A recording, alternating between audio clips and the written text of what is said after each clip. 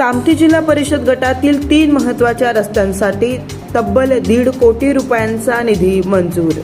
मोहोळ तालुक्यातील कामठी जिल्हा परिषद गटातील नागरिकांसाठी एक आनंदाची बातमी समोर येते आहे। अनेक वर्षापासून प्रलंबित असलेल्या 3 महत्त्वाच्या रस्त्यांच्या सुधारणा कामासाठी तब्बल 1.5 कोटी रुपयांचा निधी मंजूर करण्यात आला आहे। ही माहिती जिल्हा परिषद सदस्या विमलताई खताल यांनी दिली आहे।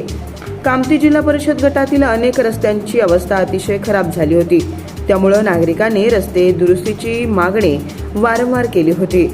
या मागणीची दखल घेत पालकमंत्री जयकुमार गोरे यांच्या माध्यमातून निधी उपलब्ध करून देण्यात आलाय। मंजूर झालेल्या निधीमध्ये विरवडे ते कुरुल रस्त्यासाठी 50 लाख रुपये, नांदगाव ते दलित वस्ती रस्त्यासाठी 50 लाख रुपये आणि काकडे वस्ती ते सावळेश्वर रस्त्यासाठी 50 लाख रुपये असा एकूण 1.5 कोटी रुपयांचा निधी मंजूर करण्यात आलाय।